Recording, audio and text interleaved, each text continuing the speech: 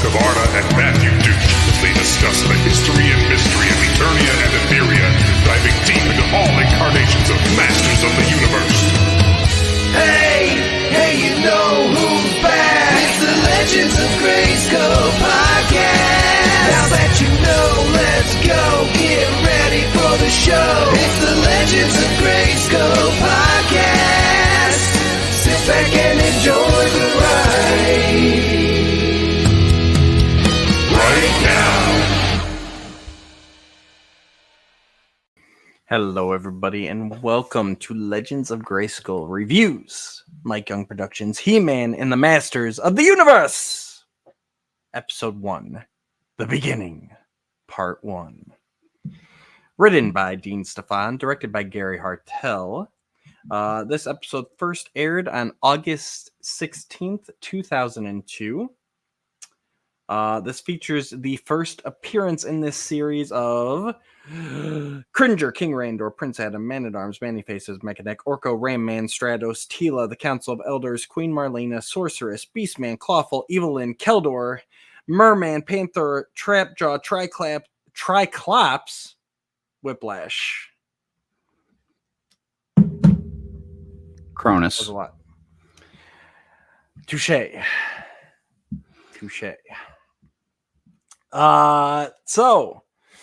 Hopefully you did check out our episode 0, which kind of talked about our introduction to the series and everything else. If you did not, go check that out now because we're not going to repeat it. And hopefully you've seen the first episode of MYP. That would also be good. If not, pause this, go watch that, and come back. Spoilers ahead. Incredible. What's on your glass there? Yeah, it's one of my wife's Stitch cups. Oh, gotcha. I've got one like that has Batman on it. I thought you had the exact same one. I thought you had Batman on it. I don't have a Batman. I do have a Bears one like this. I would love to get the He-Man ones one of these days, but those are pricey. They're pricey when they came out from Super 7, and they've only gone up. All right. The beginning. Part 1. In the beginning. So in this episode, we discover the newly redesigned Eternia and this great reboot to the original He-Man. We start off in the past. We've got Keldor and his forces versus Captain Randor and his forces at the Hall of Wisdom. The Council of Elders end up disappearing, leaving Randor king of Eternia. Peace follows as Man-at-Arms and the Sorceress are able to create a mystic wall to hold the evil forces in the Dark Hemisphere. And many years pass. We come to present day where it is Prince Adam's 16th birthday. He is training and then celebrating, but is interrupted by a call to Man-at-Arms to come to Castle Grayskull, where he is told that he is destined to be the hero of Eternia. At the same time, Keldor and his forces is kind of a joke. Yes. Yeah. At the same time, Keldor and his forces are able to finally take down the Mystic Wall, and they are free to rain havoc upon Eternia once again. Upon discovering that the Council of Elders is no more, they set their sights on the royal palace. Prince Adam does laugh off his destiny to the Sorceress, refuses the power, and heads back to his birthday gathering, only to find the palace smoking and in ruins. And he's only known peace all of his life. Like there's been this barrier this whole time. He doesn't see a need for a champion because there's never been. He's just been in this sheltered, taking care of life his whole time. So let's start right there, Curse. I'm glad you jumped into that, right? Because there's always been kind of that thing, and especially the Filmation series, right? The Filmation series hit the ground running. Diamond Ray disappearance. Adam's the best. He's He-Man. He's got the secret identity. Like everything's status quo, right? And we go with it. This series takes the time to set up the piece, and now this Adam we come to an Adam, and I know I love this version of Adam from the get-go. I know it turned some people off in the beginning, no pun intended, but like, because we have an Adam where he is a lazy prince, he doesn't see the need for, he's got all this training, all these exercises. That's a holdover from his dad's era, right? That's literally all it is. It's, my dad was involved in this great war. Now we know peace, but he's still in that mindset. It's the World War II vets and their kids, And so we are introduced to an Adam where the carefreeness is not a disguise at this point. It's not an act. That is Adam. I mean, he's a 16-year-old kid. And now all of a sudden he's thrust into this new reality of, hey, no, there is big bad stuff out there, and I'm supposed to be the one to do something about it. Yeah, I mean, pretty early on, you realize this is not Filmation. Like this is something completely different. Which, like I said on episode 0, like I was watching this well after the fact. So, me going back and looking on it, it wasn't a surprise to me. But I can imagine somebody watching it for the first time as it was airing was probably like, whoa, what is all this? Because, you start out, you've got, it's a flashback kind of thing. And you've got the whole Randor and his forces, and they're worried about Keldor and all of his things and the Council of Eldors. And, you don't know who this Keldor guy is, like what's going on with that. And then you see what looks like Skeletor show up, and then it's got like a regular face, and you're like, oh, well, who's this guy? What's going on? And, that whole battle plays out, which I thought was awesome. I loved seeing, the throwback to the toy Man-at-Arms with no mustache in the beginning in that section. You have the Trapjaw before he's Trapjaw. You got Kronos in there. So seeing that play out, I thought was a really cool way to start it, to kind of set that up. And then you flash forward and it's like, okay, that battle happened, and now there's all these years of peace.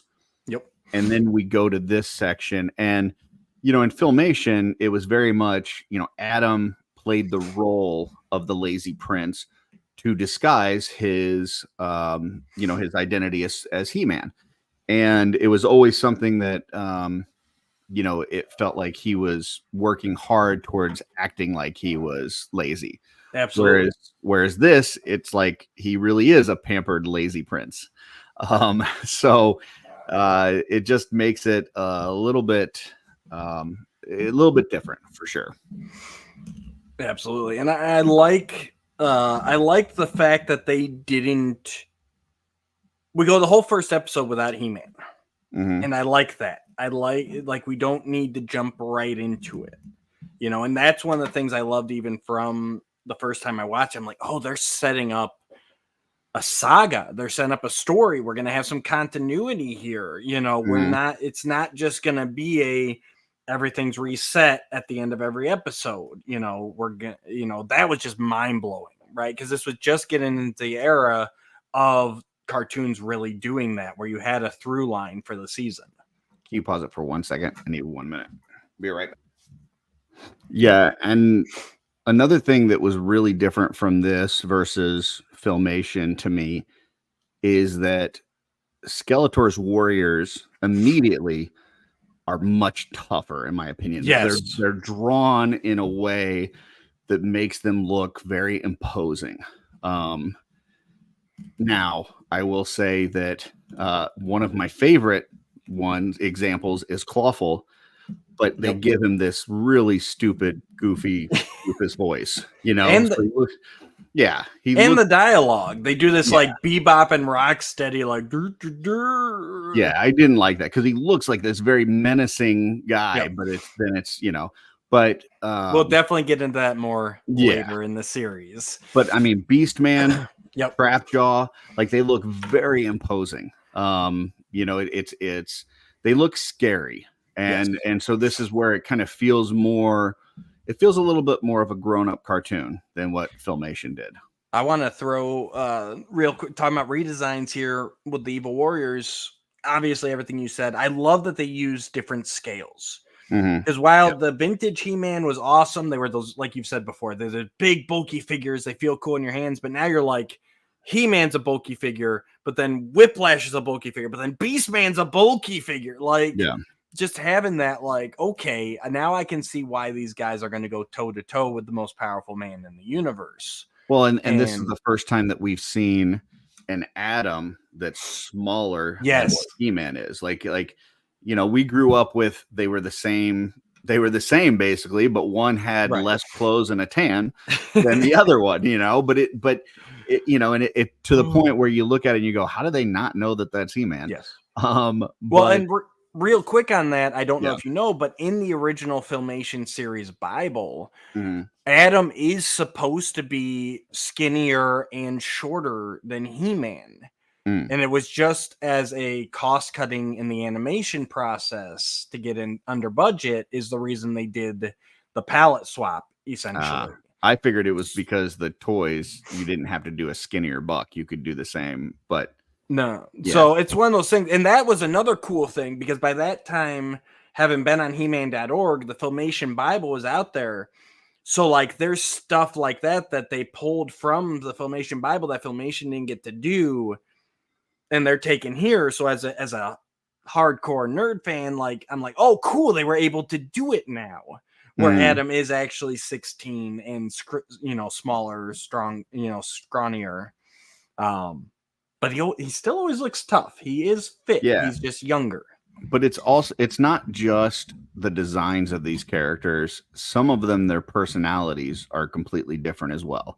And the main one that I have a problem with, and I know I'm not alone on this, is Teela. And when I was growing up, I had no problem with Teela. I you know, Teela's a great sidekick. She's a great, you know, partner in crime not partner in crime, partner in heroic activities. You know, but in this series, it every time I watch it, it rubs me the wrong way how she behaves, because she has an important role, and I understand that she's training Adam and stuff. But the way that she talks to the Prince of Eternia is not how you would expect somebody to talk to a prince. And it really just rubs me the wrong way, because she doesn't come across as this warm, caring friend. She comes across as this nagging, petty, you know, person that's just always poking. And it doesn't sit right with me. So I will say I did not feel that way during this episode. I think we will get to some episodes where she is a bit more annoying. I feel like the training, that's during the training is where I kind of felt that. And see, I just like the juxtaposition of like I was talking about earlier, like, so they think these are all war games, basically. Like we're at peace, nothing's gonna happen again. And so Adam's like, you know, he's the guy going, you know, hey, nothing's going to happen. We're good. Why do we need to do this? And Teela's one like, no, like she's a more reasonable one. Like something's going to happen eventually. She's more, I want to live up to my father, man at arms. Right. You know, I want to be like him. So I'm seriously. And I like those different perspectives. Well, you know, but it only seems reasonable because it actually happens and the wall does come down and the villains do come out. Like she could be very much one of those people that is stocking up everything for you know 1999. Absolutely, with the 99 yes. bug, and then it never occurs. You know what I'm saying? She could be like nagging and fighting and doing all these things to prepare for something that never would happen. She just looks kind of smarter because it does happen. You know, so yeah, it makes sense, but she's grown up in the same time period as Adam. Like she's grown up in this area of peace. He's kind of taking it for what it is. Like, hey, this moment of peace is going to last forever. And she's taking it as, no, this can't last forever. Something bad is going to happen. We need to be ready for it. And yeah, because of what happens, it makes her look smart, but it very well couldn't have happened. And she would have been, you know, one of those, sky is falling kind of people. So I think they left her with plenty of room for growth, though, in the series. Yeah. And I think that's the key, is that at this point, the beginning part one, like they are kind of opposite sides of the coin. Yeah. and then they both have room for growth. Now, maybe at the end of the series, she didn't grow as much as we would have hoped she did. Yeah, but and I'm not speaking for the rest of the series right now. I'm just speaking of this episode. This episode, I feel like there's the warmth of that character that I knew is not there. So I got you. Let's see here. So we don't see a He-Man. We don't technically see a Skeletor. We've got Keldor, and then we've got a cloaked Keldor for the rest of this first episode. I go back and forth on whether I like the Keldor reveal being held or not. It makes sense given what we know that they were planning this to really be kids' introduction to the series and going for that gotcha moment that comes in part 2. But obviously, as fans of the property, like, we knew what was under that cloak the entire time. Well, I will say, we're all a product of our environment and how we were introduced to these things. And, for me, even though I grew up in that age and I'm older than you, and I came up with this stuff, I never read the mini comics when I was, getting these figures. I like that. That was like an instruction booklet that came with something. It got thrown in the trash right away. You know what I'm saying? Like, it was just figures out of the package playing with them. And so I had no idea what Skeletor's origin ever was. So when I'm watching MYP, that is for the first time. Like, I knew of the MYP version of Skeletor's origin before I knew of the demon Skeletor from another dimension. Gotcha. So to me, it's like, oh, this is cool. We're finally getting to know where Skeletor came from. So that's kind of how I took it, and I thought it was a neat little thing. So you'd never even read the Search for Keldor mini comic then? Never. From the vintage. No. Okay. I don't think I ever read a single mini comic growing up. Not one. I read the Golden books. And that you helped heal my heart a little bit. Yeah, there. I love the Golden Book, but I never read a single mini comic growing up. So they had the Search for Keldor. It was one of the last produced vintage mini comics, and it kind of hints that Keldor and Skeletor are related in some way, but it never follows through with anything, and it never commits to anything. Yeah. So that's another one of those things that they took from the vintage era, and they were actually able to, like, flesh it out and definitively do something with. So that was pretty cool, because it had definitely been a topic of argument whether Keldor and Skeletor were the same. It still kind of depends on which continuity you're talking about, but it was cool for them to come straight out and say, no, this is Keldor turning into Skeletor. I mean, watching it now with what we know and what we've experienced at this point, I would say my favorite origin for Skeletor is the one that we got in the Revolution. I like that one, where it's kind of like, hey, this is the way it is, but maybe he thinks it was this way. We don't really like it. Leaves some ambiguity. So if you want him to be a demon from another dimension, maybe he could be. If you want him to be Keldor, maybe he could be. If you want it to be that he was created by Hordak, maybe he was. Right.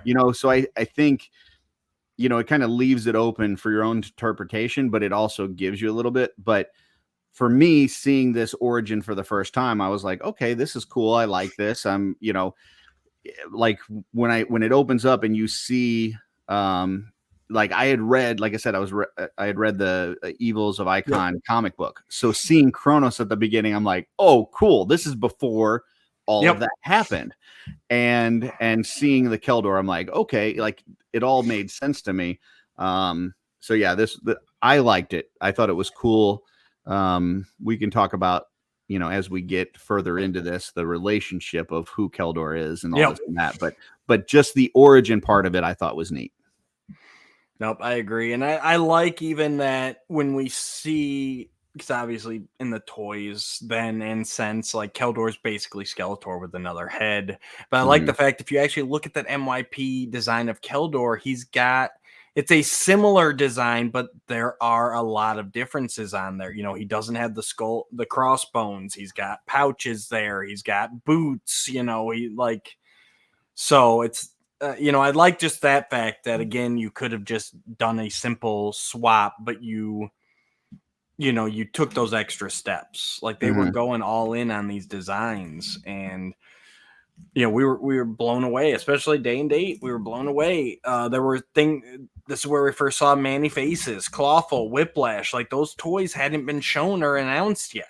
Yeah, and Manny Faces was another one I really thought they did well, because once again they played with scale a little bit, made him a little bit bigger, a little bit more monstrous. You know, you got to see the different heads, and as they're kind of doing the acting out thing, Mechaneck, you know, we got to see some of that, and yeah, I'm, you know, rewatching this, I'm looking at it, and I'm like, the designs are really cool. Yes, I like all the designs. Still not sure about how small Adam is, but it bothers me less in this than it did in Revelation, because he is at least fit. Like correct. He is a muscular little guy. He's a little guy, but he's wiry. You know, yes, he's still somewhat athletic, even though he's lazy. Yes, exactly. I will say though, the only thing I still kind of find odd to this day is the fact. So we find out that the old guard is, you know, Randor, Duncan, Stratos, Ram Man, Mechaneck. Yeah. Like they've been together since before, you know, the Great War. Right. Man, what is Mechaneck like just incredible at aging, or are Randor and Duncan like just really bad at aging? I mean, you got to wonder how much of Mechaneck is, you know, mechanized. Is it just his neck, or is it more than just his neck? You know, I mean, is it a kind of a, you know, I mean, the only human part we really see is his lower part of his face. Yeah. Is that kind of a RoboCop situation where it's like a synthetic skin over, you know, robotic? I don't know. I don't know what's going on there. However, we do know Ram Man's pretty much a man, and he has aged Yes. incredibly well compared to the other two. So correct. That's about the only thing. It's like, you know, it really puts a. I mean, you're talking that whole group is then an era older than Adam. Yeah, we'll say 16 years older, but at least, I mean, Man at Arms doesn't. It's not like he looks old and gray. He just has a thick mustache, and you know, he still looks fairly young, I would say. Yeah, but even, I mean, well, I guess that's what I'm saying. So even if you say Mechaneck was 16 in that first scene, that means he's 32 now. You know, but he looks the same. Yeah. So that's about the only thing. It's like I just felt it was maybe a little bit too many of the Warriors being the parents' generation. Like I think 2020 hindsight, I probably would have had less of the heroic warriors in that opening scene. For the baddies, it works for me because most of them are like magical creatures or beasts or whatever. Like you figure they age differently. I could see that. It's not anything that caught me. I feel like maybe that's a little nitpicky. I don't know. It's not anything that I noticed, but after you say it, I'm like, okay, yeah, I can kind of see that, but it didn't break the illusion for me. That's for sure. I might also just be looking for stuff to nitpick at, just so it's not all flowery and oh my god, it's perfect. Well, my nitpicks would initially be, you know, Clawful's voice, which we'll talk about more, and Tila's attitude. Yep. And even Adam's, like it's one thing for him to have grown up in this area of peace and not be concerned about the evil warriors. Right. But he almost comes across as bratty. Yeah. In the first episode, like it's not just that he doesn't feel like there's a need for a champion and stuff, but he really comes across as, kind of like that teenager that feels like they know more than their parents. Yes.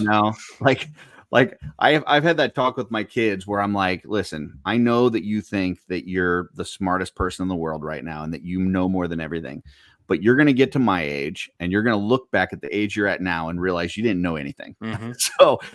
So maybe it's just part of that. And it just feels more real than what the Filmation put a very rosy picture together of Adam and this whole situation, whereas this is actually making it more, okay, if you grew up in a palace in an era of peace and you had everything that you ever wanted, you probably would have that kind of attitude. So it does make sense, but it's just such a difference of what we knew that it is a little shocking at first. And to play on that too, I like the fact that they made Randor the first king of Eternia in this series before it was the council. Mm-hmm. To me, that kind of, in that same vein, like, so Randor doesn't have it all figured out. Yeah. He's got to learn how to be king. The council has disappeared. He's got to try and get everything up and keep it running. And at the same time, try and raise his young son. So I imagine that this Randor is not as hands-on. He doesn't have the free time. So that's, a part of why Adam would grow up that way too. He probably had a lot of freedom, a lot of doing his own thing. And, it lends to this behavior. And, I like that. I like this Randor that doesn't have everything figured out. It's not this long line of kings and everything's perfect and rosy. It's been, for Randor, he went from war to establishing a monarchy, like, for him. And now it's getting to the point where he can sit down and he can, really, now he's really taking a look at his son and he's not liking everything he sees, like you, Curtis. Like, man, he's kind of got an attitude, like he's got to be king someday. And I want him to be prepared. Like I was unprepared. I want him to be prepared. So now I'm going to start really pushing. He's 16. I got to really crack down on him. And it makes sense for this Randor to be the overbearing, like, I'm disappointed in you, Randor. Like, you can totally see where he's coming from. Well, and it was cool to see Randor the warrior, because throughout Filmation, there were some episodes where he went on an adventure with the crew and stuff, but it was never really Randor the warrior. It was really like, the king sitting on his throne who every now and then goes out on a little adventure. So seeing him at the beginning as this tough warrior that was basically leading the charge before he became king, it was cool to see that aspect of it. I did think of one other thing that bugs me about this, and it's going to last throughout the whole season, so you're going to hear me talk about it, but really don't like the design of the sorceress. I absolutely hate it. She was one of, if not my favorite character in the Filmation series. The redesign is such a departure, and it doesn't even look or sound like the same character. It's like some Native American outfit, and it just doesn't work for me. It is, if that was an original character, sure, no problem. But to take that character that we know and make it a complete redesign, it bugs me. So gotcha. It was definitely one of the most jarring upon first view. I did come around to liking it. Nothing's gonna top a more vintage looking sorceress, but it doesn't bug me as much as it did first watch. But first watch, I was definitely there with you. Again, not having, that was not, well, they never released a toy. They did end up releasing the Staction, but like, that was another one where it's like, and here's the sorceress, and this is where we first see her, and it was definitely that, like, what? Yeah, who's this thing? Who's this character? But yeah, I definitely grew on her. The one thing that will bug me through the rest of the series, is the fact that Cringer does not talk. Okay. That is still, I was very disappointed. There was lots of speculation going into it on the fan boards and everything. And then when it was pretty much confirmed with this episode, it was like, oh, that's disappointing. Well, I was holding out hope personally because I know they were trying to like age it up and they felt talking animals was too kiddie, whatever that means. I was hoping they were going to go for like Cringer doesn't talk and Battle Cat does. And I'm like, that could have saved it for me if we could have gotten the personality out of Battle Cat as the sidekick, being able to talk. Spoiler alert, they don't go that way. He just doesn't talk. I still think they got some great personality moments, but I do think Cringer needs to talk. That's just my I mean, to me, that never was anything that impacted me at all. Like I didn't care about Cringer or Battle Cat talking in Filmation. It was a nothing character to me. I like Battle Cat as a mount, but it's like the attack track or anything else. I don't need it to talk. It's like a sky. Battle Cat is like a sky sled. I don't need to hear from you. You know, just get me from point A to point B. It's not a character that ever did anything for me personality wise. Sorry, that's your opinion. You're wrong, but that's your opinion. I can see what you're saying though. If you're expecting that and that's what you know, and you if you did have an affinity for that character, I could see that bugging you. That's nothing that impacted me. Yeah. Last character we haven't really touched on, Orko. What'd you think? I like the redesign. I thought the voice was okay. I think they did a good job of picking up where Filmation left off, kind of making him this, bumbling joke kind of character. We'll see as the series goes on how much he grows, just kind of like you were talking about with Tila. I know, looking back on it now after we've gone through Revelation and Revolution, I think those two shows did an amazing job building up Orko into a significant character that's not just the butt of every joke. But we'll talk about it as this series goes on and see where they go. But it picked up very much where Filmation left off. Unlike the Sorceress or some of these other ones, when you see Orko, you're not like, whoa, what is going on? Like it's a slight redesign with a similar personality, similar, everything. I thought it was good. Yeah, right here, he was acceptable. Like you said, you look at him, it's Orko. I love the redesign, the longer robe, the scarf being a little long, him being more elongated. He didn't bug me here. It's like he's only in the one scene, so yeah, they make the joke, and like you said, picks up right where Filmation left off. I would say it's my second favorite design after the white robed Revolution type Orko. Okay. I would put Filmation last for me. So real quick here before we give our ratings, you may have technically already said it, but who out of the characters we've seen thus far is your favorite redesign? Oh man. Are we just talking about the look, or are we talking about everything, personality and everything? No, I mean all the package. Who nailed it best for you? Look, everything, like whole package. I would say Trapjaw. Okay. I think just the imposing look, the voice, the way that he acts, everything about Trapjaw. I love that character as a kid.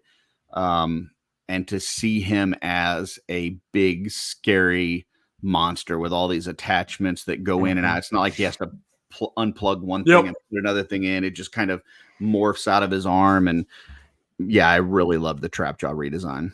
Nice. I'm gonna go with Whiplash on this one, just because I love the brute that they made him. I love they took the tail and added the spike ball at the end. Like I always loved the Whiplash design, but like this, like took him like it was like Whiplash on steroids, and then but again, you could still look at him and immediately go like that's Whiplash. There's no doubt in anyone's mind who grew up with the stuff who that was. Yeah, if it was just based on look, I would have said Clawful. Like I think the Filmation Clawful is just terrible with these little tiny pinchers and the like like none of that matched what the toy was. Right. So I feel like they in this series they took that toy and said, hey, let's take this kind of more like fierce design and make it even bigger and scarier. And then they gave him this like goofy voice and personality, and it totally ruined it. But if you were just to go off of looks, I would say that's the best updated look, but then they ruined it. So, right. Yeah. All right, it's that time. The beginning part 1, we're going to give it our Power Sword rating. So for those of you who this is your first episode, we've got 3 Power Swords as the perfect episode, the very best. We got 2 Power Swords. That's an above average episode. Well enjoyed. We got 1 Power Sword. It is a good episode. Then we got the Cosmic Enforcer. That's neutral, right down the middle, neither good nor bad. Then we got 1 Havoc Staff, which is a bad episode. 2 Havoc Staffs, that is an even worse episode. 3 Havoc Staffs, this episode should be banished to Despondos forever.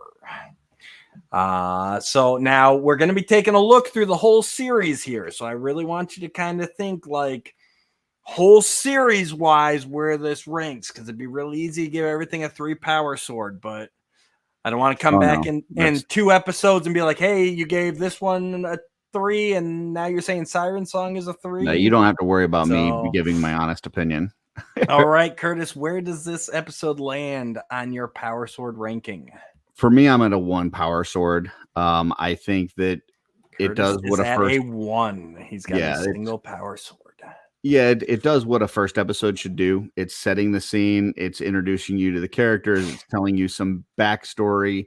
But it's, you don't see He-Man. You don't get into the nitty gritty of it. You have to wait till the next couple episodes before you kind of get into that. But for what it was supposed to do, I think it did it. It was enjoyable, but as a standalone episode, yeah, I'd give it 1 Power Sword. Fair enough. This was a tough one. I grappled with this one, and it was hard for me to separate the beginning versus the beginning part 1, especially because I originally saw it as that movie. But I've got to agree with you. Once I break it down to single episode, this is a 1 Power Sword. It is a good episode. We see a lot of great stuff in it. Story wise, it sets up a lot of stuff, but it's definitely not its own episode. And you do feel that watching it last night. I felt I can't just watch the beginning part 1. Well, and that's what brought it down for me.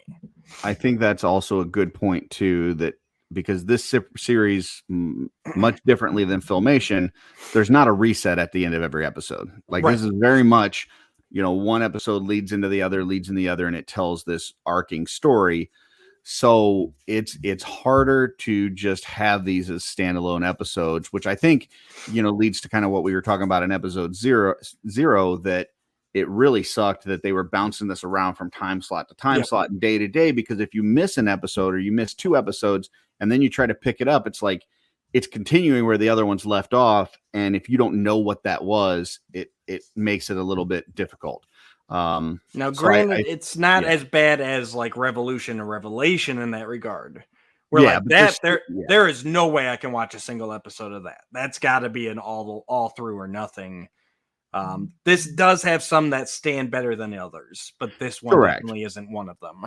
Yeah, I think that's just something to keep in mind as we go forward, is as we're evaluating a single episode, you've got to look at it as it stands by itself, but also what role it plays in the rest of the story. So absolutely. All right, guys, that is our episode 1 review. Hopefully you checked out the episode. Hopefully you liked our review. Go ahead, click the buttons down below. We really appreciate it. Like, share, subscribe. The sharing would be great, especially if you got somebody who may not be into all of Masters, but they love this Mike Young series. Please send us out to them. Check us out. We'd appreciate it. We'll be back next time with The Beginning, Part 2. Check it out now on Amazon Prime and join us for that episode. Curtis, until next time. enjoy the part 2. Oh, come on.